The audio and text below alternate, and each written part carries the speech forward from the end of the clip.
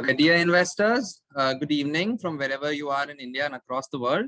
My name is Bezat Kalantari and I work as head of sales over here at Stallion. Thank you so much for attending the call. So we have a very, very unique presentation for you today. Amit, who's the founder, would be taking you on a journey of Stallion, how we started from 3 years back and how we manage more than 500 crores in assets as of today. The presentation is really relevant going forward as it explains, our unique insights on the Stallion way of investing, how we identify profit pools, companies within those sectors who can take greater advantage of it and establish themselves with durability and longevity of growth.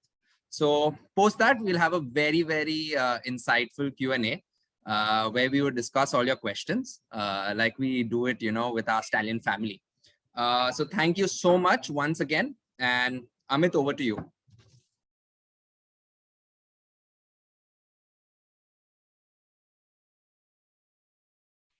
Hi, everyone. Good evening. Thank you, Bezat, for that kind introduction. I hope you shopped decently on the Black Friday today. So let's get this started. I thank you for joining us today evening and spending some time with us. We would be explaining you our investment philosophy, but let's just get this started. So first of all, Stallion Asset Private Limited. I'm the founder of Stallion Asset, and we run two businesses. One's our PMS business and one's our research desk. So the PM, so nothing, the document has the presentation or data has not been approved nor disapproved by SEBI. So this is just data that we're presenting. So first of all, as Bazar lightly pointed out, I thank you for the trust. Stallion Asset now manages about 550 crores, and that has happened because we created value for our customers, of course. So starting from a very small research desk, now way back 7, 8, 9 years back to now managing more than 500 crores. It's been a journey of ups and downs, but we created a very, very decent value. So the reason we went from being a research desk to, let's say, a PMS today and doing decently well on the PMS is because we created value for our customers. So let's just get our goals right. Where do we want to be in the next 1 decade? Of course, this is not a guarantee. If you compound your capital, assuming you start with 1 crore, and if you compound at 5% CAGR, what the FDs are yielding today, your 1 crore in 2031, 10 years from today, will be somewhere around 1.63 crores. Assuming if you invest in gold, which typically delivers 8% returns, your IRR, your 1 crore today will become 2.16 crores.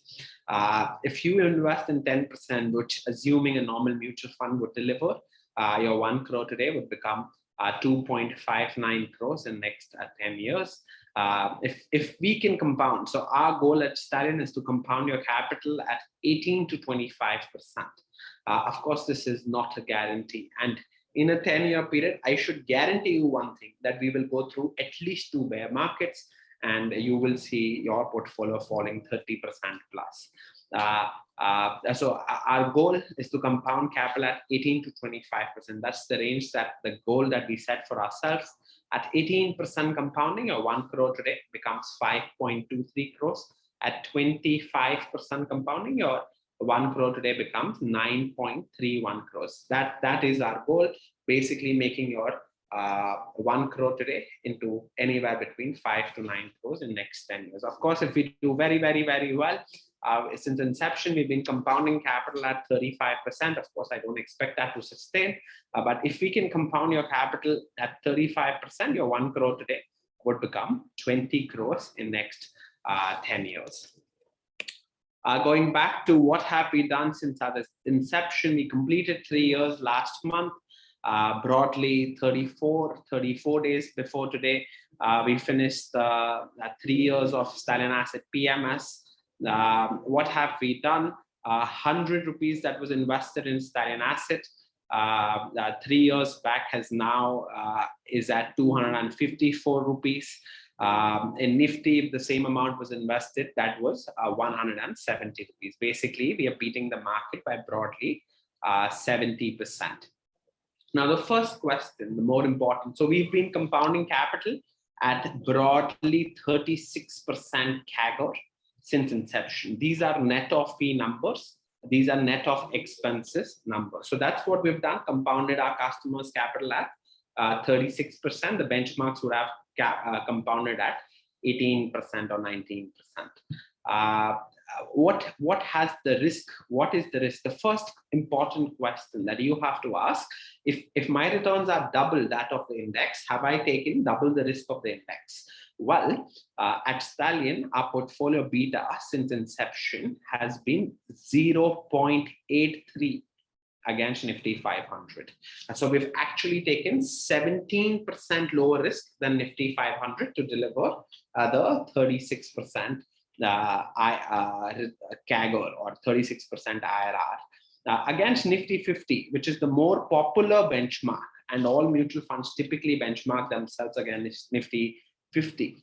Our portfolio beta, our beta versus Nifty 50 beta, our beta has been 0.76. We've taken 24% lower risk than Nifty 50 since inception. So it's not like just our returns are good, we've also managed our risk very, very, very well. So from 1st December till yesterday, today we were down 2%, so you can like deduct that, but the benchmark was down 3%. But the returns from 1st January 2021 till today, we are up 39 point, till yesterday, we are up 39.77% net of fees versus 31% for the Nifty. This is 2021. I'm speaking about broadly. We're up 40%. Our alphas are 8% in 2021. In the first 11 months of 2021. If you go back in 2019, it was a very narrow market. People were saying only Ritik stocks do well. And all that, a lot of PMSs and mutual funds had a very tough time. That was, of course, after 2019. It was the first year of our inception. In the first year, that is 2019, we were up 27% net of fees against 8% for the benchmark, broadly beating the markets by 20%. In the second year, that is 2020, this was the COVID year, we were broadly up 41% net of fees against 16%, 17% for the benchmark, delivering an alpha of 24% to our investors. So that has been our journey. We've consistently delivered alpha and consistently managed our risks. India in the last 10 years. So what all have we? Because what the tech, so we are more interested in what the future will look like, but let me just start with the past first. We started last decade with a policy paralysis. We had coal scam. Every day you used to wake up in the morning and you had Economic Times writing that you have a 10 lakh crore, 12 lakh crore coal scam, you've got a 2 lakh crore telecom scam. We started the decade with scams, and this didn't help. And that was also the time where you had the pigs going bankrupt. So you had Portugal, Italy, Greece, Spain, facing a very, very, very tough time, and they were bankrupt. I remember the bond yields of the Greece bond yields moving to 40%, Spain bond yields moving to 15%, and that was basically how we started the decade. Then we moved on, and we had something called as the Fragile Five, and you had India, Turkey, and a few more nations in that Fragile Five environment. And basically you had the Indian rupee, which moved from 45 to a dollar to 69 to a dollar. Basically a 50% depreciation happened in the Indian rupee. Raghuram Rajan got appointed as India's RBI chairman. He got things in control, and then you had Modi ji getting elected as the prime minister of the country with high hopes. The market rallied. Of course, then you had a massive NPA problem in India, and you had broadly You had ICICI Bank reporting 20% of the corporate book as NPAs, similar with Axis, similar with SBI. All the small PSUs were reporting like 30% overall, 30% overall NPAs. That was the cleanup stage of the economy. So that was big between 2015, 16. That's where there was also problems which happened in China, and you had a very decent correction. Demonetization came 1 year later in 2016. Demonetization came. Also, Donald Trump became the president of America. And when demonetization happened, I remember people standing in queues for cash for 2 months, basically, for small sums of cash of 5,000 rupees. Everyone said, you know what, we go through a recession. We'll have to go through a recession. This is something that nothing like this has ever happened in the world. We don't know the consequences. But 2017 was one of the best years. And anyone who's invested, like 2020 was good, 2021 was good year, but you should have seen what happened in 2017. Similarly, 2014, when Modi ji got elected, just after the crisis, the way India bounces back, just when you were fragile five, the currency, let's take an example of 2013, where you are among the fragile five, your currency is just depreciated 50%, inflation was north of 10%, and that time comes Modi, and you have one of the most terrific stock market rallies. So whenever there's a crisis, it makes sense buying into India. Then 2018 happened. 2018 happened, and you had banks going bankrupt. You had Yes Bank defaulting. You had DHFL defaulting. You had other guys who went through tough times. Companies like Piramil, Edelweiss. Those kind of companies went through India Bulls Housing, those kind of companies, the NBFC space. When PSUs went bankrupt, started reporting 30% NPA, there was a new space which got created, which was the private NBFCs. Of course, they also went through tough times. And so we had ILFS going bankrupt. That was India's largest infrastructure finance company. That was 2018 broadly. And then you had 2019, just when things started looking a little bit better. COVID hit us in 2020. And then you had a 40% drawdown. Of course, no one would have predicted on 1st January 2020. If someone told me that COVID will happen, cities will be shut for 6 months, and the world will come to a halt broadly. I will not be allowed to go to office. So if someone told me, and then I would have comfortably accepted a 10%, 15% drawdown. But we were not down 10, 15%. Instead, we were up 41% that year. So net of fees. So so the thing is that nobody knows what will happen in the future. No one in 2016, after demonetization, November 2016, after demonetization, would have told you that 2017 will be one of the best year in the market. No one in 2013, right when India was fragile 5, inflation was at 10%, would have told you that, you know what, wait for it, 2014 would be the best year in the Indian stock market. There are a few things that we've learned investing in this entire decade. First, never bet against India. You've seen very decent returns have been made investing in the Indian market from these. So this photo is from the lows, but overall very decent returns have been made in the Indian stock market. That is number one. So never bet against India. Number two, never be hyper bullish on India. Keep your betas low. Here it's written high, but the thing is that you should keep your betas low. Shit will happen. Bullets will hit you from places that you don't expect them to hit you. So something random will happen, something unknown will happen, and bullets will hit you. So don't keep your betas very high. You don't have to do all that to get decently rich in the Indian stock market. Nobody would have told you after 2013, after losing. Yeah. So as I covered these parts, I remember when GST was coming, people would say that, and I used to read a lot of reports that time, I still do, that when Canada implemented GST, Canada went through recession for 2 years. When New Zealand got GST, Australia got GST, they all went through recessions, and the same kind of thing will happen in India. This was before GST got implemented, but who knew 2017 would be one of the best years ever.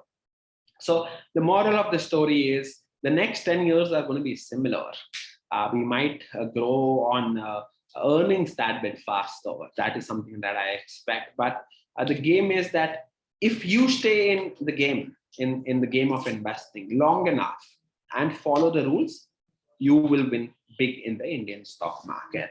That is one of my very strong hypothesis. And you just have to stay in the game, and you don't have to break the rules. So I'll just broadly tell you my understanding of next 10 years, because no one's interested in the past, everyone's more interested in the future.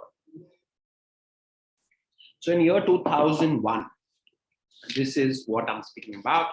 India's total Nifty 500 profit pools were 38,000 crores. 10 years later, in year 2011, India's profit pool moved from 38,000 crores to 3.6 lakh crores. Basically a 10x jump in profit pools. And that's why you saw your Nifty and everything rally. In last 1 decade, the profit pools have broadly doubled. So they've not gone up 10x like it happened in the last decade. They've gone only 1x higher. So the profit pools in last 10 years have gone from 3.6 lakh crores in year 2011 to 6 lakh crores in year 2021. I expect that for the next 10 years, the India's profit pool will grow at 10% CAGR. I've taken a base case kind of scenario. If that happens, so India's total profit pool today is $90 billion.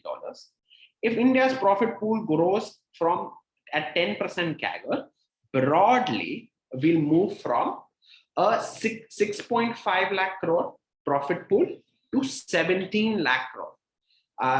10.5 lakh crore of new profits will be added in the Indian stock market. The total market cap of India as on today is about 230 lakh crores. So that is India's total market cap, and we are trading at broadly 35 times FY21. Now, when you say that the profit pools are going to increase from 6.5 lakh crores to 17 lakh crores in the next 10 years, the idea is that we need to find who are the players who are going to capture that profit pool. Let me tell you, over time, majority of profit pools are dominated by 1 or 2 players. And I'll go industry by industry, you'll get a good hang. The share of profit pools of consumer companies in India is 6.3%. All consumer companies combined. So if the total profit pool of all consumer companies combined is 41,700 crores. Out of that, 10,000 crores is HUL alone. ITC is 14,000 crores. Number 2. Nestle is 2,000 crores. You've got D-Mart, which is at 1,200 crores. So profit pools are largely get dominated by 1-2 players. Out of 41,000 crores, 2 players, ITC and HUL, dominate a large percentage of that. Out of 41,000 crores, 10,000 crores HUL, 14,000 crores ITC. They are like 50% of that space. Coming to the other side, the share of profit pool and technology. So technology profit pool as a percentage of Nifty 500 profit pool in India is 13.8%. Now, how much is the total IT profits in India? The total IT profits out of 6.5 lakh crores, technology profits in India is 91,000 crores. Out of that 91,000 crores, again, you have TCS, who generates 34,000 crores of profits. You've got Infosys at 22,000 crores. Wipro is at 11,000 crores. HCL Tech is at 12,000 crores. And then you have small players like Tata Elxsi at 400 crores, LTI at 2,000 crores, and so on. The game of investing is about finding who are going to be the future winners. The next sector, let's take an example of private banks in India. Private banks in India is 11.3% of total profit pool. All private banks in India combined make 75,000 crores. Out of that, 33,000 crores is made by one bank, that is HDFC Bank. ICICI Bank makes 22,000 crores. Kotak Bank makes 10,000 crores. You have IndusInd Bank, who's struggling, is making 4,000 crores. So that is how the Indian banking landscape is also there. Similarly, if we take at healthcare, you've got Aurobindo Pharma, which is at 4,000 crores. Of course, the markets doesn't trust the promoter quality, and that's why Aurobindo is at like 10, 12 times. You've got Sun Pharma at 4,000 crores. You've got Divi's, who's the leader in API and CRAMS in India. The total profit pool of Divi's is the total profit of Divi's about 2,000 crores. Divi's does only $1 billion of revenues, and it's the largest API player. So, so in my humble opinion, so if you look at where the profit pools of US and China have been, tech is 40% of profit pool in China and 40% of profit pool in US. In India, this number is only 13.5%. First, I'm saying the profits will increase from 6.5 lakh crores to 17 lakh crores. Now we have to find who will be the winners. I am 100% convinced, with a lot of new IPOs also coming in, India's profit pool in 2030 will also have at least 40% as technology companies who will dominate the Indian profit. This will happen in India for sure. Now, chemicals, assuming it's a sector where everyone is bullish on. Do you know that in chemicals, there is only one company, SRF, who does revenues of more than $1 billion. I think SRF does 10,000 crores of revenues. If you look at PI Industries, it is agrochemical. PI Industries revenues are 5,000 crores. If we look at if we look at Vinati is at 1,200 crores. If we look at Clean Science, a new IPO, the revenues of Clean Science is 500 crores. If we look at, this is last year.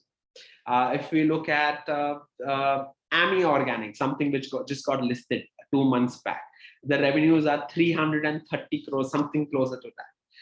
All I'm saying, we have to, at this stage, try to identify who are the guys who have a large opportunity. They own the market, they have a right to win, and can hyperscale in this environment. Look at so I can speak about a lot of profit pools. So this is basically the chart which tells you in which sectors what profit pools are going to be made. In my humble opinion, because we at Stallion invest largely in 4 sectors: consumer, pharma, technology, and financials.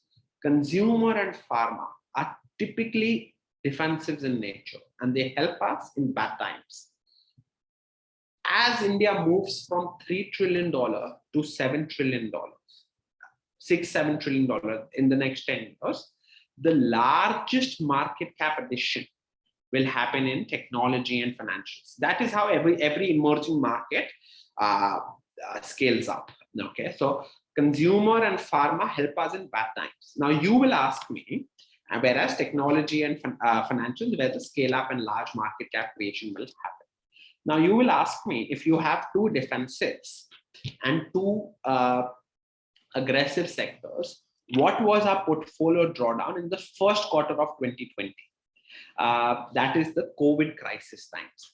In the first quarter of 2020, from 1st January to 31st March 2020, the benchmarks were down anywhere between 30 to 35%, depending on which benchmark you look at. Our portfolio drawdown during that time was 17.5% pre-fees and 18.5% post-fees. So our drawdown was broadly 50-60% that of the benchmark because as a bad cycle comes, people move towards consumer and farmer. So the slide is this whole slide. It's about profit pools in the big picture. As we move from 6.5 lakh crores to 17 lakh crores, who's going to win this entire profit pool game? What are the 3 key triggers that I believe will expand this profit pool? Now, number 1, India's PLI scheme. India's got a 2.5 lakh crore PLI scheme. Broadly, the PLI incentives are 5%. That is the PLI. That means if India is successfully going to do the PLI, 40 and 5% is incentives. 2.5 lakh crores is the incentive, and 5% is the incentive rate. That means at least 40 to 50 lakh crore of new revenue has to get generated in India to get that 5% incentive that the government has set. 40 to 50 lakh crores of incremental revenues. Which are those sectors that will do it? Let's take an example of electronics. India's largest import after oil is electronics. Let's take an example of smartphones in India. The total smartphone market in India is 1.7 lakh crore. Out of that, 1.2 lakh crore is less than 15,000 rupee category phones. Now, there are 5 players who've got PLI license here. Micromax, Carbon, Lava, Optimus, and Dixon. These are the 5 players who've got the PLI license in the electronic manufacturing. Who do you think will win this? Let's take an example of auto ancillary, or like I've written auto components. The PLI on auto components is 26,000 crores that has to be given in 5 years. India's auto market is a very tough market. You've seen GM going out lately. You've seen Ford 2-3 months back. Ford exited India. He said that this market is way too tough. The total PLI incentive on auto components is 26,000 crores. Now you'll be surprised to know. I'll just go back here. The total profit of auto ancillary in India in FY21 was 7,000 crores.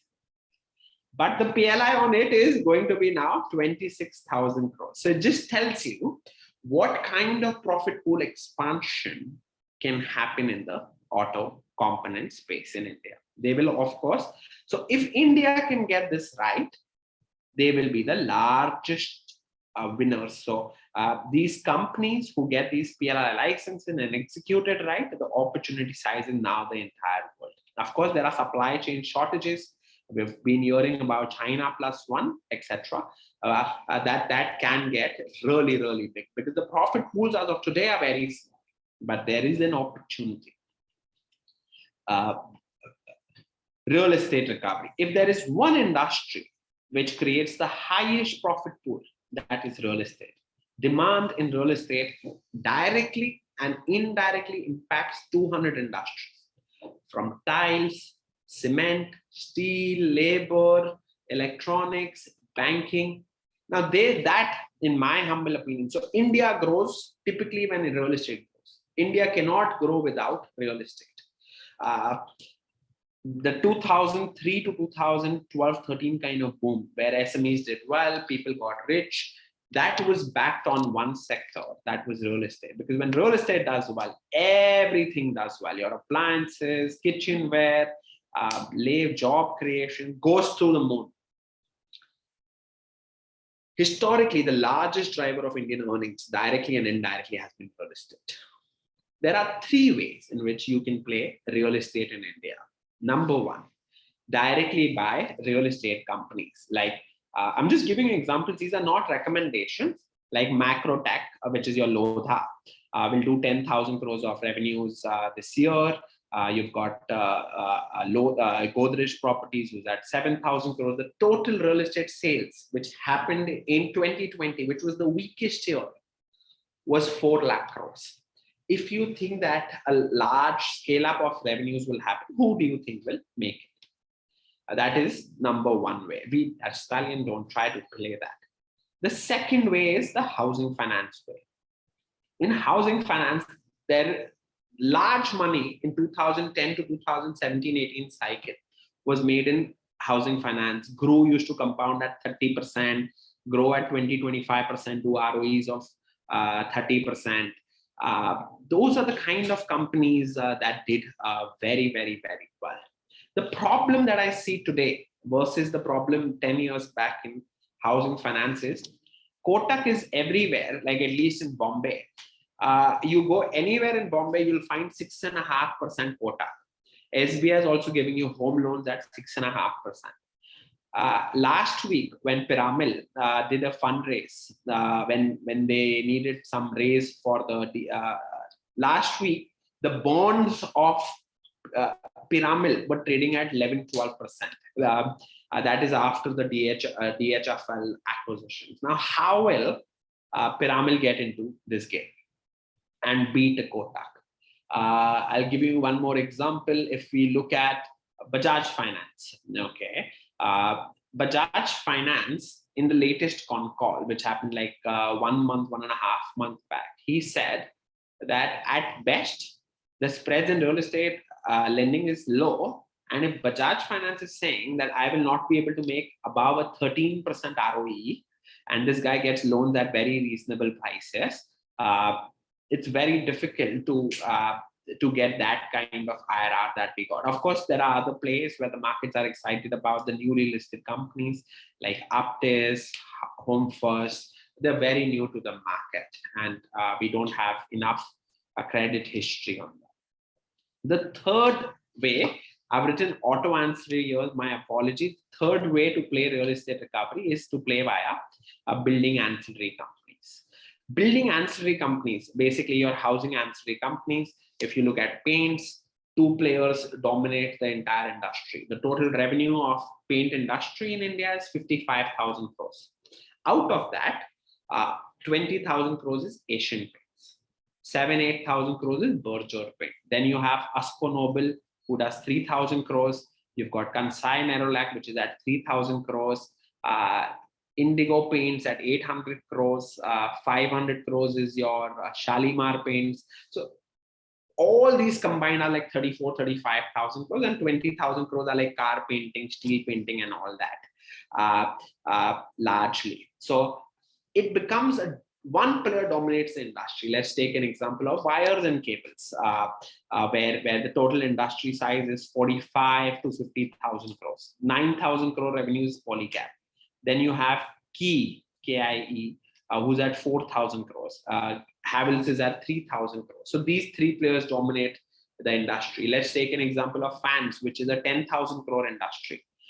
Fans as well, 30% of the market is Crompton, which is at 3,000 crores. Then you have Orient Birla company, Orient Electronics, which is at 1,500 crore revenues. So you have to see which part, but you then have companies like Astral.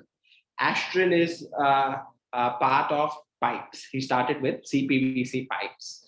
He then pivoted and created the adhesive business. So Pidilite's adhesive business is 5,000 crores. That is Pidilite. And there is no one who's been able to compete with Pidilite. Aralite was there, that too. Pidilite has now acquired and finished that off. Astral acquired Resinova 4 or 5 years back and has created a 1,000 crore revenue pool in adhesive. There's this one player who is now competing, and now lately Astral has taken the MD of Cera Sanitary Ware to get into faucets and sanitary ware. So you need a pivoter. The Astral guy is a pivoter. He goes into one profit pool, captures it, and then pivots into like many profit pools. Amit Single of Asian Paint is also trying to do that with beautiful homes. This is the second way of playing the Indian real estate. See, these talks are not recommendations. These are just way of thinking. I'm just telling you how we think. The third way is technology. India's total, as I said, total profit pools in technology companies are 91,000 crores, which is 14% of India's profit pool. I am very, very, very confident we'll move from 14% to 40% in next 10 years. And India's profit pool will move from 6.5 lakh crore to 17 lakh crore. That means in 2030, out of 17 lakh crore profit pool, 40% will be technology companies. That is 7 lakh crores would be from technology companies. This is one place where the earnings growth would be faster than consumer or pharma or financials. The problem in technology, especially the newer companies, is like a 42-kilometer marathon. You know there will be winners here. But we have just finished 1 kilometer of that 42-kilometer marathon. Let's take an example, Facebook, like the FANGs. Okay, Facebook got listed in 2013. Apple in year 2000, if you try to predict who's going to be big in internet, Apple was near bankrupt. Netflix was not even like there. It started in 2010, its journey. So it is very difficult to say who's going to win it. Google got listed in 2003-4. 2004 is when Google got listed. So Microsoft was in a range of $30 to $20 from year 2000. 2000 it topped at $45, and it was in a range till 2016. And only when Azure started scaling up, Microsoft MSFT broke out, and it's been the best chart or the best multi-bagger, I would say, in last 5 years. So we are in early stages. We need to be sure. In tech, you cannot take 10-year calls. You'll have to take. You can take 10-year calls in tech services, like IT services, but you can't take 10-year calls in the product space. You'll have to look at every quarter that what the next 2-3 years looks like, and then determine your portfolio. So where do we invest for the next decade? In order to compound your capital at 18 to 25%, it is very important that we invest in companies that grow at 18 to 25% for next decade. On average, there'll be companies that grow at 15%, there'll be companies that grow at 40%. So it has to be an average. Markets reward sustainable, secular, predictable, durable, scalable growth in businesses. India's GDP will move from 3 trillion to between 5 to 7 trillion. I believe 7 trillion, depending on how fast we grow. For a business to grow, there are only 4 ways to grow. Increase the volume, increase the price of the product. Like ITC has had a 4% volume decline for last 10 years, CAGR. Yet ITC on the cigarette business, yet ITC has grown faster than, of course, it's grown more than that, only because its ability to increase prices. The third thing is pivot into new products where you keep expanding your opportunity size. I gave you an example of Astral, who pivoted from pipes to adhesives, and now pivoting to faucets and tiles and sanitary. Same as with the case with Page Industry, who started with men's undergarment, has pivoted to men's athleisure, pivoted to women, and now women undergarments, then women athleisure. And now if you hear their con call, 25-30% of the con call is on the kids segment, that how he will expand the kids segment. The kids segment, one guy said that, you know what, that we want kids to start wearing jockey so that the next 30-40 years they get used to jockey and they'll keep wearing jockey underwear throughout your life. So you get a very large longevity of the same customer spending a lot of money with you.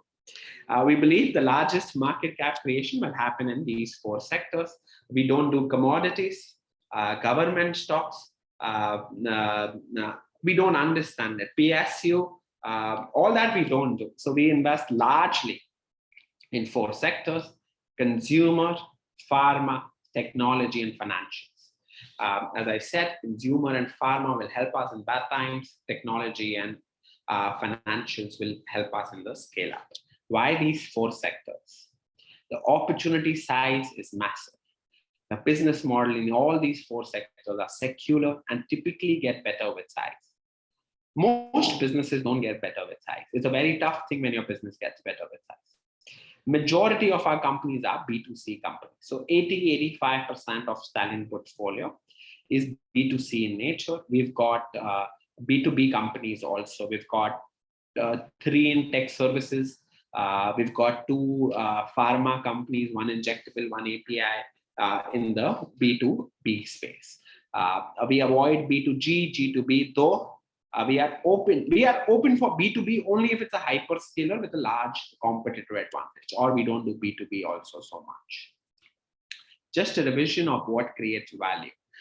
So please forgive me but this is how we think at Stallion, and we strongly, anyone who's been at Stallion for last many years knows this is our framework. This is what we focus on, and every presentation we say this.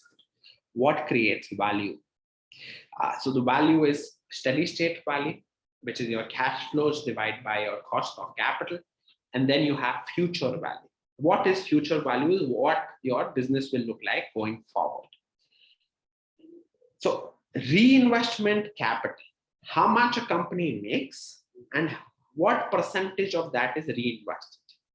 If I'm making 100, reinvesting all 100, then it's a very good thing.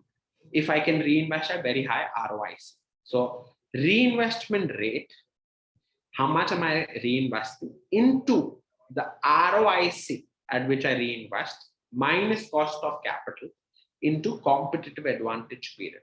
How much am I reinvesting? How much will I get? And for how long can I do it? Let's take an example. While something like a DMart, we may or may not have positions. But something like a DMart, a lot of people have been abusing from day one. But it reinvests, like this year, last year, DMart's operating cash flow was 1,100 crores. DMart has reinvested 2,000 crores this year in CapEx. I'm speaking about FY21 in a COVID year. Now, can DMart consistently reinvest at 20, 25, 30% ROIC for next decade? DMart as of today is at 240 stores. The one with the lowest cost in a grocery retailing kind of business always wins. The number of Walmart stores in the US is 4,900. The population of US is 32 crore people. The number of Tesco stores in the UK is 3,900. The population of UK is 6 crore people. What we have to think, can DMart repeat the same? DMart operating cost as a percentage of sales is 6.5%. For future retail, it's 26%. For Reliance retail, it's 18-19%. The one with the lowest cost will always win this game. Future, like Pele, one year back, would do 13,000 rupees revenue per square feet. DMart, 1 year back, was doing 37,000 rupees revenues per square feet. And if you can do that and can consistently reinvest your cash flows at very high ROIC, you're compounding capital. So reinvestment rate tells us about the size of an opportunity. Let's take an example of ITC. It doesn't have a large opportunity. The only way it can reinvest, in that case, ITC should give us the money back as dividends, 100%. If it doesn't have opportunity to grow. Or ITC can pivot into newer opportunities. ITC generates 14,000 crores of cash. If a management has no new opportunity and doesn't need capital to grow, and then he should give us back as dividend. If he keeps that capital as cash, or he reinvests in bad business models, which historically has low ROIC, the markets will bid the stock down. Return on incremental capital is as important as growth rate. ROIC tells us if the quality of business the management is building is good or bad, and the markets will price it accordingly.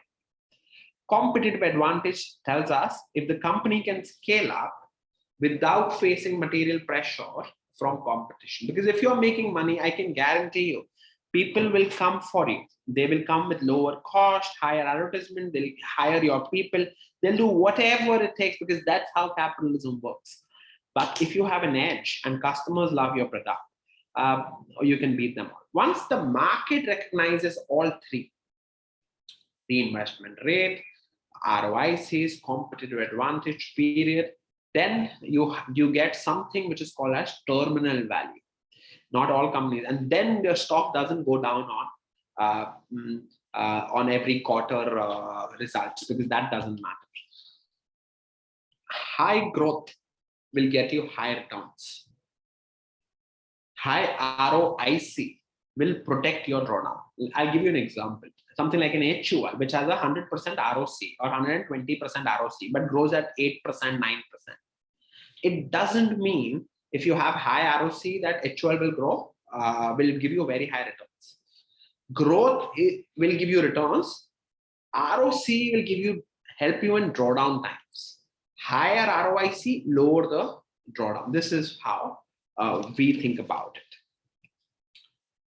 Tech versus consumers globally. So let's go back to our topic, consumer, tech, financials. I finished 45 minutes, so I have to wrap it up at 15 minutes. I'll try to be very, very, very fast.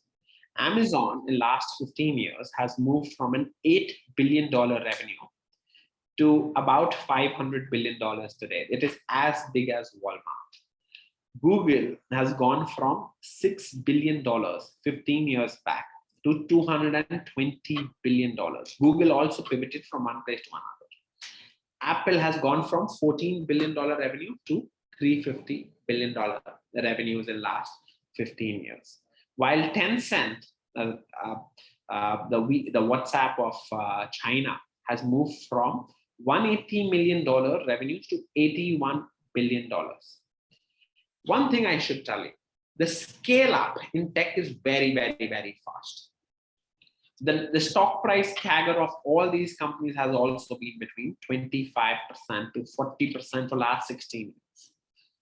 Now, I told you, now let's give me an example of Apple. I told you that Apple's revenues are $350 billion. TTM basis, Apple's profit is $94 billion. I told you India's profit pool is 6.5 lakh crores. If you do it in billions, that is about $90 billion. Apple's profit today in TTM basis is higher than all profit of Indian companies. And it is sustainable as well. Consumer retail companies like Walmart, see, Apple's profit is $94 billion. Google's profit is $68 billion. Microsoft profit TTM is $72 billion. The operating cash flows of Amazon is closer to $45 billion, and it is reinvesting everything at 40% ROIC, at 30% growth. Consumer retail, which is like the Walmart, has grown at only 4% CAGR in the same time. So Walmart can be low cost, can be everything. The growth has been way lesser than tech companies. While Costco grew, which is the second best retailer in low cost retail in US, has grown from $60 billion to $186 billion at 8% CAGR. Alcohol guys, there are cases where alcohol guys like Quinchaw has grown revenues at 25% CAGR in China. But if you get growth in consumer, then the market bids you to the moon. That you're seeing with stocks like DMart, that you can see with stocks which just got listed. I'm just giving you examples. If the growth continues in B2C, you will see stock prices going to the moon. Infosys. So I'll just give you an example why tech scale-ups are higher. In year 2000, 20 years before today, Infosys had revenues of 800 crores. HUL had revenues of 11,000 crores. In 20 years, HUL has gone up 4 times in revenues. Today, the revenues are 47,000 crores. At the same point, Infosys has moved from 800 crore revenues to now 1 lakh crore revenues last quarter. So that is how the tech scale-ups happen. So I've already spoken about all this. All the moral of this is that technology scale-ups are faster than consumer scale-ups, though many consumers companies which have used technology to scale up, that's where big gains have happened. Like, let's take today, Nike gets 41% of its revenue from D2C, which is direct channels on online and all those places. Today, Zara, if you go to Inditex and read the presentation of Inditex, which is your Zara globally, Zara globally has now, last year, Zara did 31% of its sales on its technology platform. Technology is all about unit economics. The secret to large wealth creation is to create habits. Let's take an example of HUL. The total revenue of HUL is 47,000 crores. Let's assume that HUL has 100 crore users. If 100 crore Indians use HUL, that means per customer, HUL makes 470 rupees revenues. Assuming the profit margin of HUL is 17%, that means HUL will make 80 rupees every year from you, and probably more, like 5-10%. We'll keep increasing the prices. That is how large long-term cash flows can be determined on unit economics. Second, Colgate has 50 to 53% market share in India. Assuming 100 crore Indians are there, 52% is Colgate. The total revenue of Colgate is 5,000 crores. That means every Indian every year spends 100 rupees on Colgate. Colgate's profit margin is 28%. That means broadly, Colgate makes 30 rupees per customer per year, and he will do that for next many years. How do you value these tech companies? How many customers do we have as of today? It comes back to unit economics. How many customers do we have as of today? How many more customers can we get on the platform in the future? The second question is, do the customers love the product and will they come to you again and again? Just like how do you go to an HUL or a Colgate again and again? What kind of revenue is earned from such a user, and can it go higher? Can the platform pivot? Nykaa started on the beauty segment. It has now pivoted to the fashion business. Now 50% of Nykaa's business will come into fashion. It will also pivot to luxury like Gucci, Hermes, Ferragamo. All those brands are very large market globally. LVMH is one of the largest companies in the world. So this market, the luxury market, also it can get. So I'll just give you an example how the market looks at it. Let's take an example of Apple. Apple total revenue is $340 billion. This is FY20 data where the revenues were $294 billion. Out of that, $138 billion for Apple revenues. Total Apple revenues came from the iPhone. Apple sells every iPhone for $900. Typically, in every 1-2 years, you replace your iPhone, assuming 2 years is your period. $900 is what an iPhone sells for. The gross margin of Apple is 40%. 40% gross margin is Apple's gross margin. The PAT margin of Apple is 26%. That means on $900, Apple makes 26%, which is closer to $250 or about 15,000-17,000 rupees per customer for next many years. Once a person is on Apple, and I can guarantee you, he cannot come out of Apple. I'm an Apple user. I've never been able to come out of Apple. So 15,000 into 15 crores, and if you can have a large global profit, unit economics and how big can you get? That's how the market starts. Let's take an example of Zomato. Zomato has 22,000 crores, will be the GMV of Zomato in FY21, in FY22. And it has 4 crore users. Every user is spending broadly 5,500 rupees per year. Zomato's gross margin, the take rate of Zomato is 22%. Now, we've seen how Mitwa, a Chinese company, delivers 1,000 crore, 1,300 crore orders every year. Zomato's at 60 crore orders, TTM. it's at 15 crore orders what Zomato did this time. Now, what market sees that how big can it get? How big can the delivery business get? Can it pivot to, let's say, an FMCG business? What will be the value per user? Remember, OPEX is CAPEX. There is no CAPEX in these kind of businesses. So a loss is not a loss. It's an investment of creating habits. And the longer you stay on Zomato and keep buying. So every time you buy on Zomato or every time you search on a Google, Google gets richer. So that is how businesses will be valued. So anyone who tells you this is at 2400p or all this doesn't understand the business very well. I'm not saying you can make money or lose money, but I can with some conviction tell you 70% of next 500 IPOs will be tech companies. And if you don't know how to play it, you will not be able to outperform the benchmarks. I'll move ahead since we're short of time. Someday we'll. So even financials are all about technology. Let's take a market cap of Visa is near $480 billion. The market cap of Goldman Sachs is only $129 billion. This is the market cap place.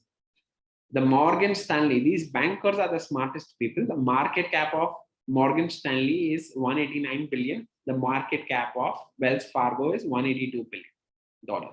If you look at the market cap CAGR, Visa's market cap CAGR has been 22% for last 15 years. For MasterCard, it's been 27%. For Goldman Sachs, the world's smartest banker, has been 5%. For Morgan Stanley, it's been 7%. Wells Fargo, like HDFC of America, it's been 3%. Finance will move to technology companies, which are investing today for growth tomorrow. Lending is a mediocre business. Branch banking is history. The future is mobile banking, and the companies who are investing right for the future and making sticky customers will make it very, very large. That is what is happening around the globe. 43 crore Indians are in between the age of 18 to 35. These are the young Indians. They are making money and they are the adopters of technology for food, travel, shopping, investing, etc. They will be more richer in the future. The spendings will determine future profit pools. Robinhood got listed at $35 billion. Square, Jack Dorsey, the guy who owns Twitter, also created Square, which is a payment platform in the US. And now the market cap is $113 billion, which is equal to the market cap of Goldman Sachs, by the way. Visa's market cap is bigger than Goldman plus Morgan plus Wells Fargo. So that is how big Visa's are. And it's just the payment network effect technology platform. And financials, which was like, I should not say because it's like a big monopoly, but and financial at one point of time was getting valued at $320 billion. And the gray market price, it's not like only we have a gray market. It was subscribed 300 times. There was more than one. So the total IPO size was $30 billion. It was subscribed 300 times. $1 trillion of world money was betting on Ant Financial. Of course, the government of China came and destroyed the party. That it shows that large value. I don't know who's going to win this game, but I can tell you the customers will move. Of course, the banks can also win this game. So we have to keep our eyes. So you're seeing what Bajaj Finance is doing. It's pivoting himself with 4 apps. Like he wants to create a wallet like Paytm, e-commerce with buy now, pay later, like Amazon, insurance marketplace like Policy Bazaar, broking application. So it's pivoting to all parts of business now, Bajaj Finance. It's already a super lender. It's getting into spending, protection. So the spending is the transactional part. You can't make money in the transactional part. It is not possible. Vijay Shekhar will not be able to make any money from the transactional part. It's about how do you leverage 32 crore users, which Paytm has, into some pivoting into A, B, C, D, E, as he explained. Of course, he doesn't have ways to make money as of today, and you don't have to bet blindly. You have to bet only when the business model is getting it, like some entrepreneurs getting the business model right. You don't have to be early. We are at 1 kilometer of the marathon.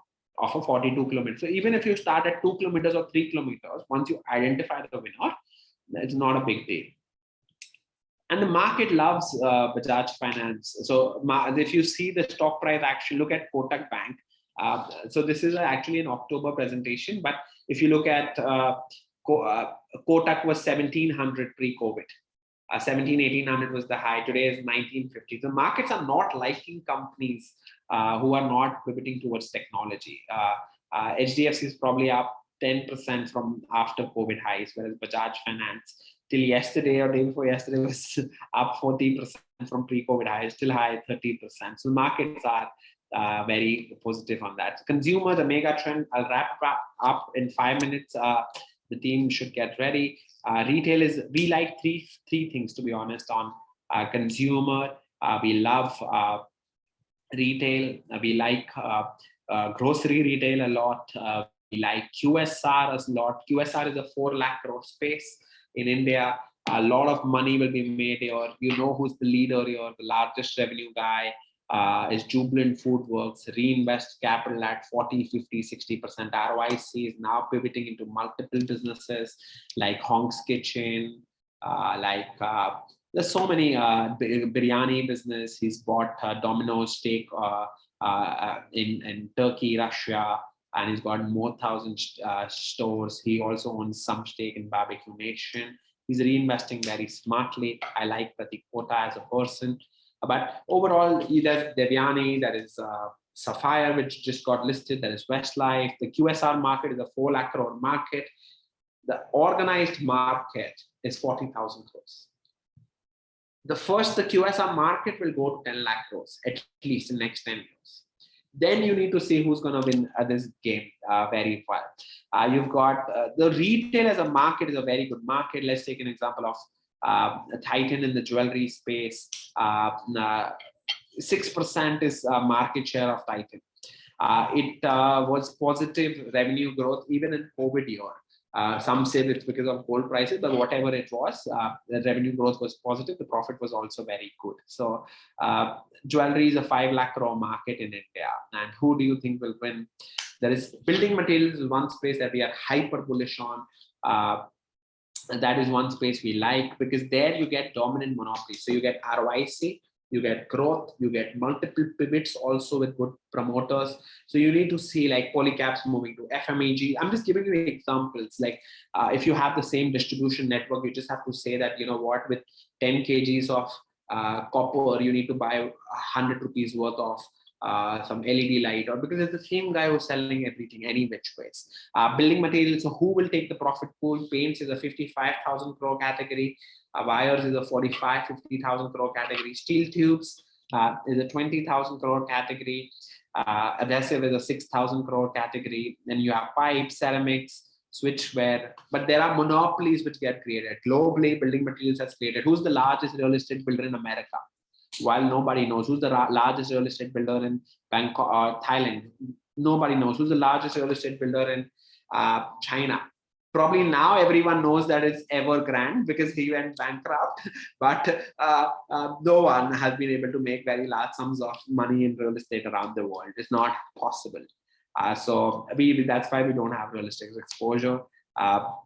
So about McDonald's in the US does about 3 lakh crores of revenues in US alone. And we've got Westlife here. If I'm not wrong, Westlife revenues are 1,200 or 1,300 crores.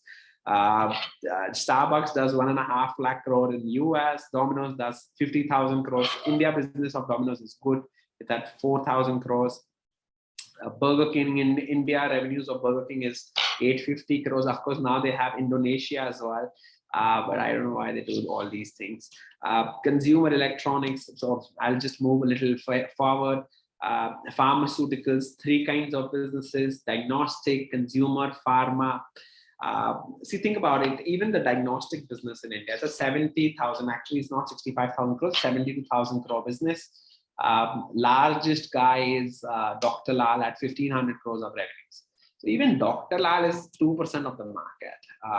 Now they've got Suburban. They acquired Suburban, who does 300 crore revenues. Then you have Metropolis, who's at 1,100 crore revenues. Thyrocare is at 500, 600 crore revenues. Vijaya after, I think it's a 300 crore revenue. So you don't have large players. So who are the guys you think can reinvest capital? And it's a super 50-60% ROIC business. Businesses to big pharma. I think generic pharma is a very crappy kind of business. This is just my personal opinion. So you don't have to go there. You don't have to do B2G. You don't have to do tender-driven businesses, even if it's antiviral drugs, which are also called ARV. You don't have to get into all that. A new breed of pharma companies are building up. They're called CDMOs. They're contract manufacturing company. That is one space that you should look out for. It's a very, very, very sustainable trend. Syngen's trying to do things there. Divi's is already the leader there. Syngen's done capex. He keeps doing capex, of course. Never scales up at that speed. Jonathan Hunt. So I'll just move ahead. My team tells me that we should start the Q&A. Small caps are overbought. So this is just a normal RSI chart.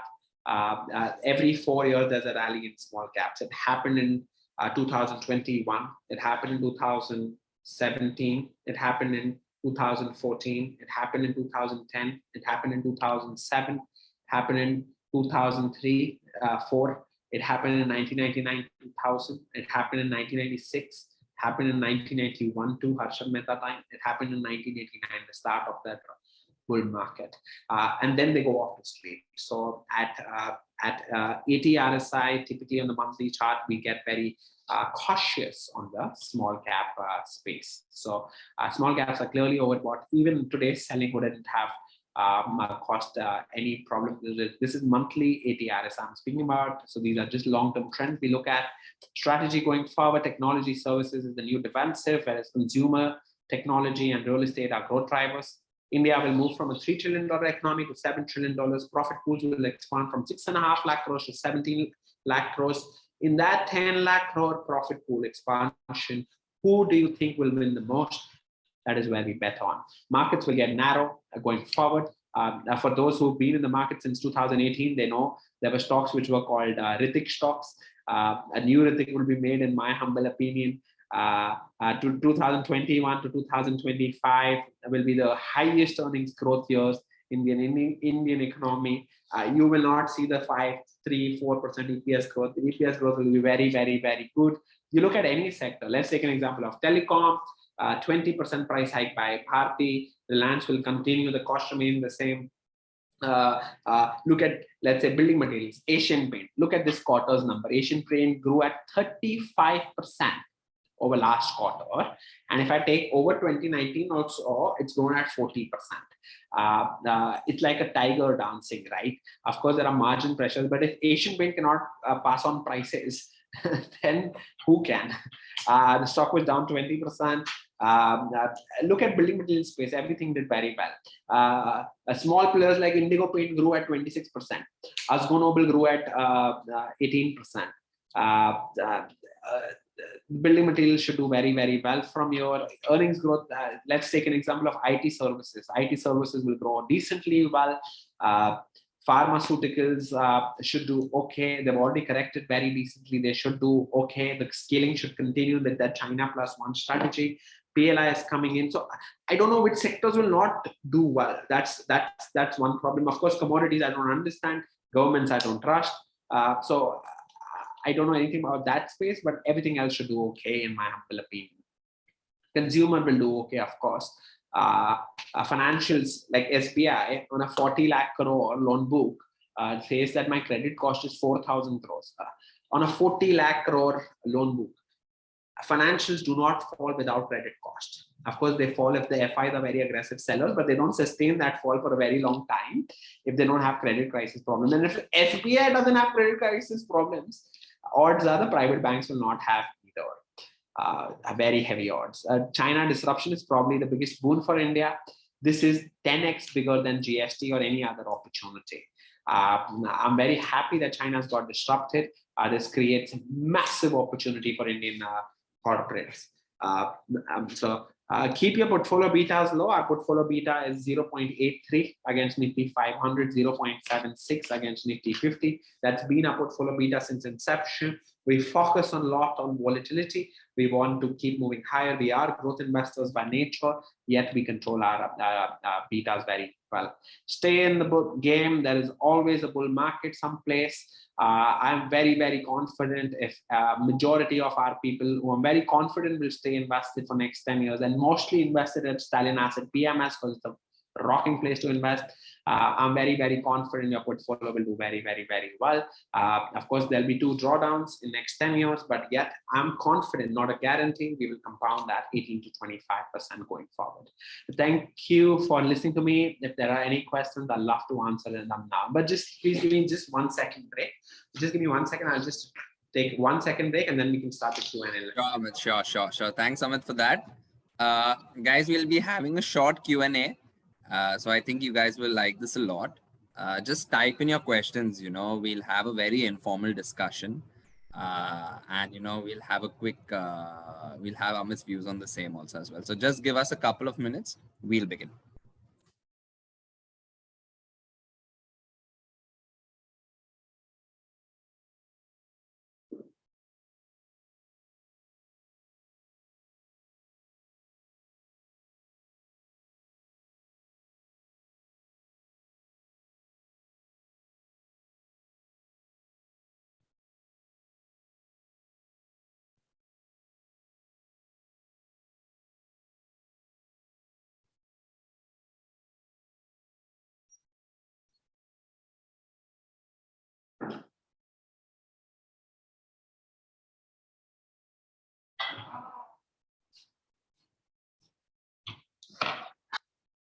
Yeah, Amit, are you ready? Yeah, all set. Okay. I think first question today is with the fall of the markets. Okay, so I think this is a major question which we get whenever the market corrects. So let's eliminate that only in the beginning. What do you think about markets? I think we get this at the bottom. I think we get it at the top. We get it at the middle. Kya lagta hai market? That's the first question we get all the time. See, markets have become narrow. So, Bezat, who is the audience? Is like mostly our PMS customers or people who don't know us? Oh, sorry. No, so there are a lot of people who are new also. Okay, no problem. So we've cut down our small cap exposure in the last 1-2 months. Our small cap weights is now like 2% or 3% of the portfolio. We expect the markets to get narrow. We've upped our portfolio quality. So we don't, it's like everyone to himself. We invested first day, first show in the new IPO, which got listed, which has given us, this was the second IPO we got in last 3 months. The first one we did decently okay. And this one also, so it's stock specific, focus on growth. We will get narrow and the markets are not going to be easy. At 80 RSI on small caps, on a monthly chart, if accidents happen, they'll be big. So make sure that you don't lose money for next 3-4 months. We've already made decent money. We'll be up 100% odd from COVID levels, or 70, 80, 90% from pre-COVID levels. So you've done okay, and the idea is to compound at 18 to 25%. You don't have to take big risks. Yet I am not very uncomfortable with the market. So I am investing, like even today we are invested, I think 99.1 or 99.2% of the portfolio. So we are 100% invested. Whatever happens, if Mayawati becomes prime minister, Modi becomes prime minister, high inflation, low inflation, Joe Biden, Donald Trump, high crude, I will be invested as always, and I have zero problem. My portfolio beta is low. We will stay in the game and rotate here and there, but we will not get out of the game. So my views of being bearish and bullish doesn't change my investments. We are always 100% invested in the market. We just change our stocks a little bit here and there. So last year we added some small caps. We got some small caps out. So that is all small changes. And that too, we had to get something out to buy 2 IPOs that we've bought. One that we bought 3 months ago and one that we bought 1-2 weeks back. So Amit, follow-up question on that. So, I think, people have a very wrong understanding in Indian markets ki agar ye theme hai, hum log ko ye karna chahiye. Now, we being a multi-cap fund, people always ask us, what is your percent of mid caps? What is your percent of small caps? What is your percent of large caps? So does that really matter to you, from your thought process and the team's thought process? So it is about volatility of business which matters more. The scalability of the business which matters more. Small cap, mid cap, all that doesn't matter. If I get, for me to go for small caps, I'll just give you an example. For me to buy small caps, I will not go for 20% growth. I need at least 40-45% growth. It has to be a market leader. Let's take an example. Which are the companies which created wealth last decade? Astral, he was a leader in CPVC space. Jockey, beige industry. It used to grow at 40-50% CAGR every year. It was a leader in the undergarment space. The total revenue of Jockey was 200 crores in 2008. By 2016, his revenues was 2,600 crores. He was growing at 40%. Once you get that 40% kind of growth, only then you go for small cap. But they need to be leaders for sure. So we will not go out of the 4 M's. Large market opportunity, good management, margin of safety. So all those 4 things remain, market leadership, all those 4 things remain relevant. And if we get that in small cap space, we'll go for it. We bought one digital license company, it's up already 150-200% from where we bought it. So it's not like music license company. We bought that small cap. We had one MNC small cap. So if we get something, we'll buy small caps. It's not like we are averse to small caps, but we need more growth. So we will not buy for 20%. So for that, then I have an HDFC bank, or 15% growth, then I have this thing. So we have got hyperscalers in our hyperscaler portfolio. Like they were small caps when we bought it. Let's take APL Apollo. When we bought it, it was a 4,000 crore company. Today is a 22,000 crore company. I'm just giving you an example because this is like very much everyone knows that we hold it. But so it's a market leader, 50% market share. The company working capital days is 8 days. Reinvesting capital at 40-45%, incremental capital at 40% ROIC. The ROCE today is 26%, debt free. And the business should double from 18 lakh tons. 16 lakh tons is what they did last year. The business should double to 40 lakh tons. So I get growth. A super management who's been a hyperscaler. He was smaller than all other players, and now he's bigger. One player is bigger than the entire industry combined. And he's pivoting to new products. So this, once you get that, you basically, it's not small cap or mid cap, but I need that market leadership, growth, management quality. And once I get that, I am bid. I mean, someone's asking us, do we always keep like webinars when the market goes down? I think today was by luck, when it happened. Okay, fair enough. Amit, any views? We were more focused on Pink Friday, if you know what I mean. Amit, any views on the EV theme? I know it goes beyond the 4 sectors, but any views? If you give me Tesla, I'll buy it. Okay. Tesla has moved from $4 billion revenues in 2016 to $44 billion revenues, 10x gain in revenues. Tesla's revenues, $44 billion in no time, in a 4 or 5 year period. Tesla free cash flow was and Tesla just 2 months back was at $500 billion market cap, right? The stock price was like 570, 580. And then you had Michael Burry going short and everything. And now the stock price has just jumped like $1,000 and everything. So if you were giving me Tesla at $500 billion, there was a very strong investing case that Tesla will hyperscale to at least $150 billion revenues in the next 3-4 years. So, and with that revenues, the Tesla's profit margin is about 10%. It has got automobile. So it is going to be like a winners take all game, even on the automobile side. But if you tell me buy some company who makes gears, whose 13-14% revenue is gears, and I have to buy 200p B2B business, I will not buy all that. And it is got exposed from Europe, all that I don't want. I want businesses which are low beta. I want businesses which are high growth but low beta. So it's like if I buy a business, let's take DMart, for example, or any other business that we own in the portfolio, or it makes no sense, whoever becomes prime minister, it has to be a low beta business. And in low beta, if we get growth, we go for it. But there are some businesses which are high beta also, we buy growth, like consumer finance and everything. But paisa bhi to banta hai na, you get 40-50% CAGR also. So sometimes we take some risk also, but we take the best. So we will not buy, let's say, a Vijaya Bank or Union Bank and all that. We buy like premium quality. In a credit business, only the last 2-3 EMIs is your profit. It's a very difficult business. Your ROA is 2%. In a 2%, and if you're HDFC Bank, ICICI Bank, Kotak Bank, your ROA is 2%. If you are superstar like Bajaj Finance, then your ROA is 4%, right? But in a 2% or 4% business, you cannot go down the quality curve. It's like, it's a crime.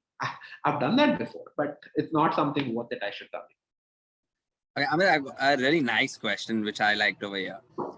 We say that leaders in technology is not clear, which I agree to. But when you buy these businesses, a lot is factored on the longevity of growth, right? Now we say that we don't know the longevity of growth. So how do we manage our risk? I think that's the important part which we should highlight over here. See, if your IPO is good, then it'll bottom on first day only. The first tick only will be the bottom price of that IPO. That happened in 2 companies. I should not mention that. One delivery company, first day, first show, the bottom was like. Guys, I'm just interrupting and saying, see, whatever Amit says is only for information purposes. He can change his mind like that. I know the guy for the last 7 years. Trust me, he changes his mind like this. So don't take it as a recommendation. He can change his views in a single day. Yeah, Amit, go ahead. Sometimes are also. So you cannot. So what I said is relevant till like today, like 12 o'clock today, yes. Because like the markets are shut now. So beyond that, but we don't change. We don't churn the portfolio so much. But to your questions, we have to look every quarter what the next 3 years looks like. So it is not easy to disrupt these kind of companies till the time the hyperscaling is there. See, no high growth company, no, in my opinion, this is my opinion, a high growth company, you can't repeat the last 5-year CAGR growth numbers for next 5 years. The next 5-year growth number is typically lower than what the last 5-year growth numbers are. You have to see a growth because people are buying here for growth and longevity. You don't know which one of these guys will become very large, but I'll tell you, retail as a business is a very good business. So retail and QSR, both these businesses are like super businesses. And we have only bought one retail guy in the new IPOs and one somewhat a QSR guy. So a recession, if a recession comes or anything goes wrong, the business doesn't get impacted, right? Think about it. How will a retail platform get impacted if there is high inflation, low inflation, Modi, Mayawati, all that? The business goes on just like normal. So they are not impacted by anything, to be honest. But these are newer businesses and we have to learn how to invest. And the people who've taken, let's say, a 5-6% exposure, I make money or lose money on this 5%. Let's take an example. My alphas are 9.5% as of today. Like till yesterday, they were 8.5%. 9% is my alpha for 2021 as on today. If I take a 5% position, assuming I lose 20%, 25%. On a 5-6% position, I lose probably 1% or 1.5% of my alpha, right? But I have to learn this. If I don't learn, and there is one more way that of thinking about it, that you know what, I'm a value investor, I'm not going to participate. That is okay, to everyone to his own. But we understand tech businesses. If you ask me about, we have studied more than 200 tech companies in the US. And you just tell me any company and I'll tell you every data about that company. So that is how deep we've gone before even investing 5% of our portfolio, because it's our customers' capital. And we are very, very careful before we take decisions on their capital. Amit, I don't want to go stock specific per se. Okay, just a more simple example, like how would you decide to choose a particular tech company? Like, let's say so many listings which are coming more in the future. What would be your criteria to choose those tech companies? Customers need to love the product. If the customers love the product, tell me one technology company which has become big if customers don't love the product. How much time does a customer spend on that product? You know why Apple makes so much money? Because you spend a lot of time on your phone. And for you, your $1,000 is useless because you spend an average Indian spends 5 hours on his phone. So it's not just Indians, around the globe, people spend a lot of time on their cell phones. So for that incremental money, is useless for most of, because that is basically more important than buying for anything, because that is basically the closest thing that you'll ever have to you, except your specs. But that is how important your phone is. So same is the case with Google, but Google is a hyper pivoter, right? It pivoted from search to Android to Google to YouTube. Today, YouTube generates more revenue than Netflix. Netflix revenue this quarter, if I'm not wrong, was $7.2 billion. For YouTube of Google was $7.5 billion. The similar is the case with Microsoft and Amazon. Microsoft has Azure and Amazon has AWS. Every time you're on any website in the world, 30% of global hosting is on Amazon. So, which is on the cloud basically. And 33% is on Microsoft. So anytime you're on any, let's say assuming you're on Netflix, you're just making Microsoft more rich. If you're on you're watching some other show on some other website, or you're sending an email, all the hosting of this is in those places. So you get recurring revenue. So the second part is, first, customers need to love the product. Second, it has to be a recurring revenue. It should not be like once in a while kind of thing.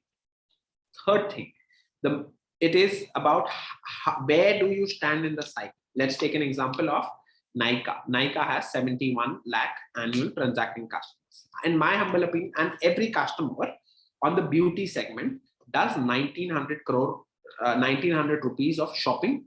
That is the bill value. Okay, a typical girl on Nykaa spends 4 times a year. That means the customer spends 8,000 rupees on Nykaa. Nykaa's gross margin is 40%. There is 30% you'll have to cut from the GMV, because that is the discounts that they give. So 6,000 is assuming 2,000 rupees. 2,000 is, let's say, the spend 4 times a year. 30% they give GM discount. 6,000 rupees is the spend. On that, 40% is gross margins. That is, Nykaa makes 2,400 rupees. 40% of 6,000, yes, 2,400 rupees. On that, delivery cost is 5 to 6% of GMV. So on 8,000, delivery cost is 500 rupees. Just take 500. That means 1,900. Every other cost is fixed overheads. That is how. And then that will get divided over time on a large customer. So Nykaa, on average per customer, makes 1,900 of like pre-fixed cost. I'm just speaking about variable cost. Now, can Nykaa move? Today, Nykaa has 8% private brands. Can this, and this was 0% 2 years back. Can it get into fashion business, which is like the GMV of the fashion business this quarter was 450 crores. I'll just give you an example. Trent, which is like the #1 retail company who has a 40,000 crore market cap and it's not making money. Trent does 1,100 crores of revenues, right? This fashion business was 0. How fast do you think? Trent total revenue is 4,000 crores. Nykaa's already reached 2,000 crores. And this is a 2-year-old business. How big will it get? Can this Nykaa replicate Shein? Because as much as I know, Falguni understands every business model. She is hyper smart. She's, in a way, she's like, and she understands profitability also. So she is not like she's burning money. Her beauty business can be super profitable today, right? The beauty cash flows are reinvested in the fashion business. So that is how you look at companies, of where it's going to be. Can it have 2 crore users? If it had 2 crore users, can it then use the same user to sell them fashion? Will the users increase their purchasing power? Can they get into more categories like men? Like Nykaa Men has just got started, right? Men is a very large category in fashion. You want watches, you want whatever you want. And it's solving a very large customer problem, and it will do that for a very, very long time. Remember, Amazon started with books. Amazon's only business was books. It went into music, and it kept pivoting from one place to another. But what was created the biggest wealth for Amazon is AWS, which started in 2006-07. So good promoters will be hyper pivoters, because they have the ability to go from 0 to 1 multiple times over.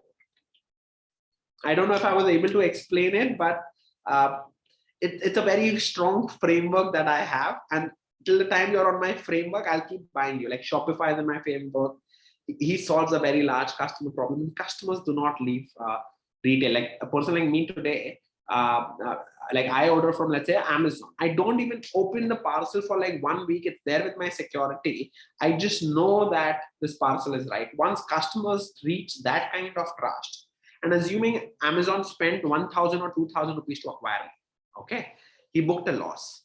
Today, every month, Amazon's take rate is 20%.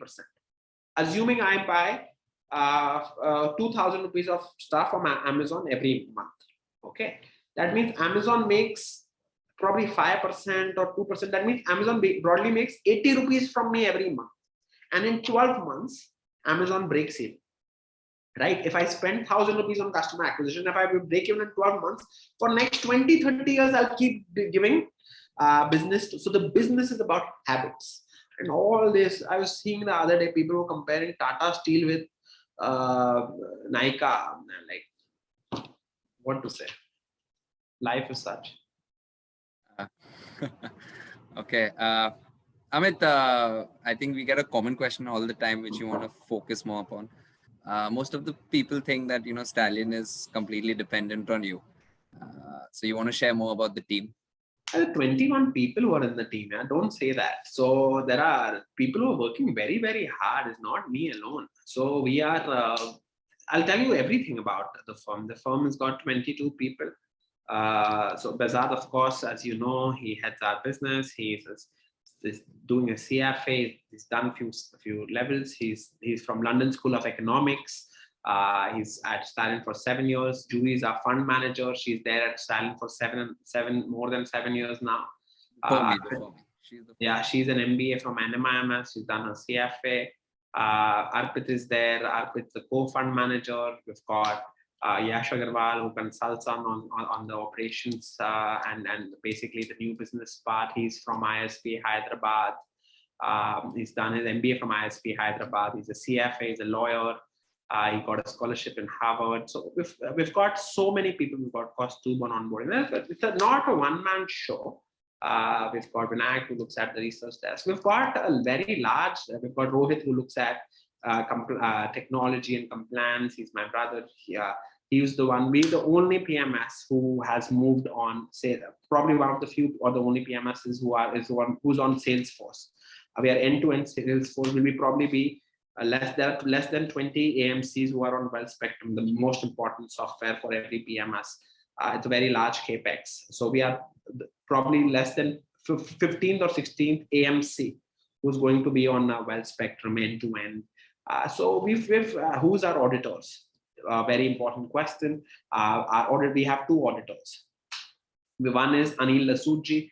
Anil Lasuji is the one who audits for Motilal Oswal PMS, Marcellus, White Oak, Ambit, ICICI. Then we have Sesmark, who's the auditor for Paytm, Credit Suisse, Barclays, BSE, MCX, Edelweiss. Yeah, so those are the two auditors. So it's not like we just got them the auditors now. Sesmark's been our auditor for last 5 years. So we are being like, we get the right people wherever we want people. So it's not like one-man show. This is not a one-man show. We cannot manage so much money with one-man show. Okay. Amit, very interesting question. We manage around 550 crores in assets as of today. What's your plan for Stallion for the next 3-5 years? People are asking, are you going to launch an AIF? And I think Mr. Castellino's asked us if you're going to launch a mutual fund business. So for mutual fund, I need 100 crores. Not of AUM, of equity. So of course we can dilute, but it's too early. We will focus on what we are good at. Do you plan on launching any alternative theme as a fund? No, right? I don't think we. No. We're not even we speak in office about everything. Offshore fund, we want to be here, that, but where we focus on 90% of Stallion is customer focus. Do what is good for your customers. What my customers want is 3 things: decent returns, reasonable risk, and good communication. Those are the 3 things that we focus on. So everyone, and even if you say my book here. What we are focusing on is how to get better in research, operations, compliance, technology, people, sales. This is all we focus. And the first question, the goal is how the research can help the customer more. What more can we do on research? What more can we do to cut down on execution cost? What more can we do in tech, which the customers want? Like, let's take an example. In a few months, our customers will have access to more data on their portfolio because we'll have our own band spectrum and everything. So what can we do for our partners? So we think about what is good for customers, because we are a very, very, very customer focused firm. What the customers want, we'll go for it.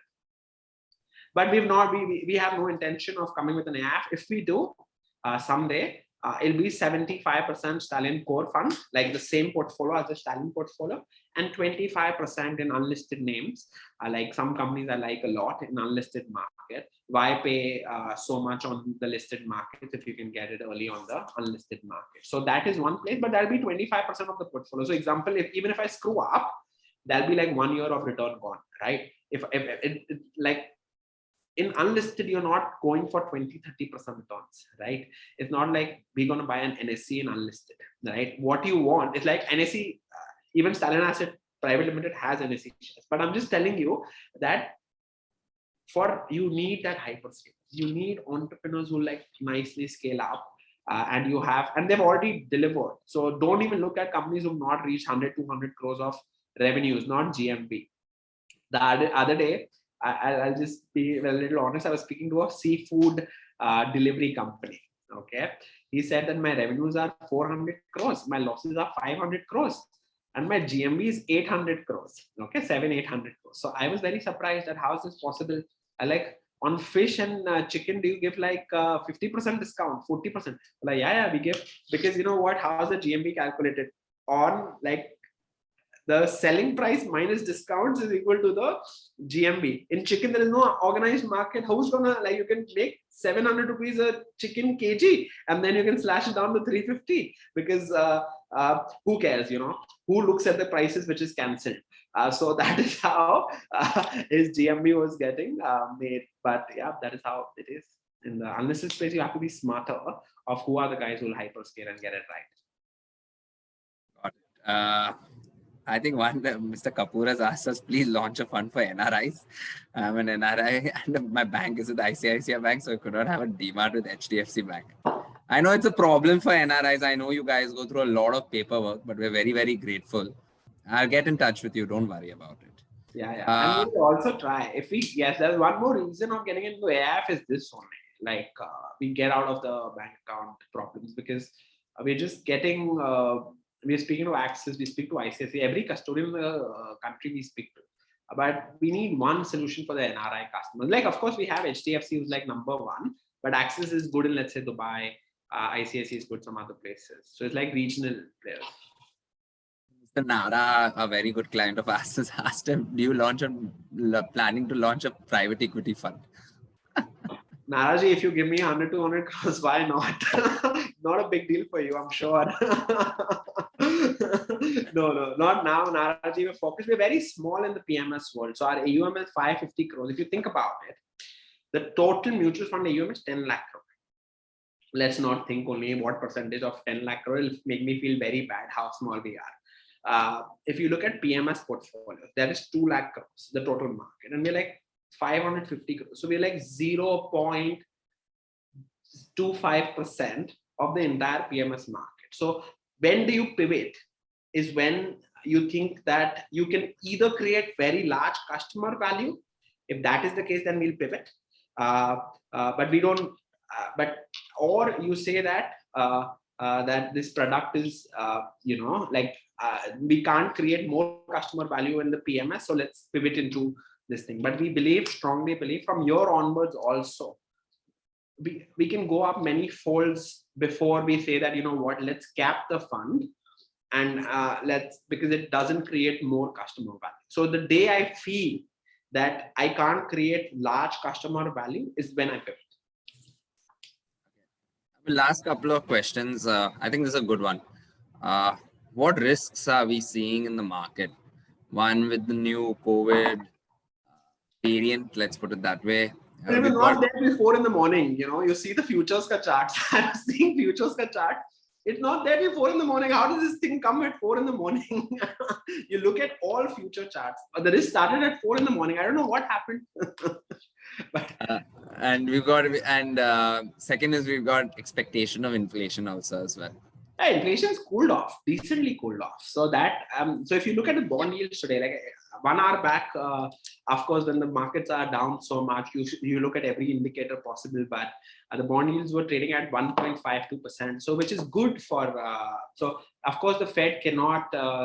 So I think because inflation is coming down because of the new COVID scare, Fed can keep on printing for a little longer. So the pullback of money would be more gradual, because you've got Germany, which might go for a lockdown. Australia has already gone for a lockdown. So if COVID scare comes, it's not actually very bad in my opinion. It's like, make sure that, because one thing I'm very scared of is the Fed. So if a correction comes, it's going to be Fed led, but it's not going to be like a crash. I don't think so, because the Fed is very, very, very mature.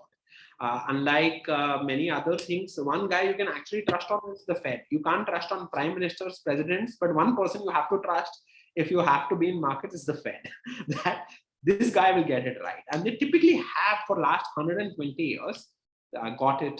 From 1932, Fed was created. From last 90 years, the Fed has got it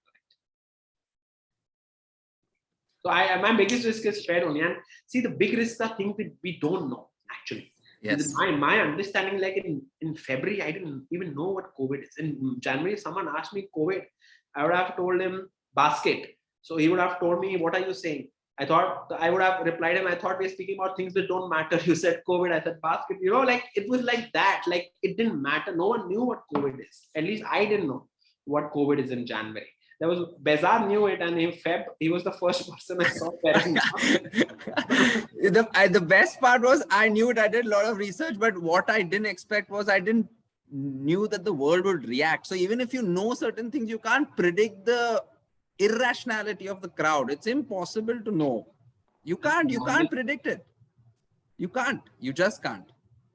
So it's better to just manage risk and stay in businesses which are not dependent on these type of things, right? That's the most important thing. But unknowns will happen. We don't know it yet, but they will definitely happen. There'll be more unknowns for sure. But risk is something we typically don't know. And that is why it's a risk. If the market knows inflation is a risk, then it's not a risk. It's already there in the price, typically.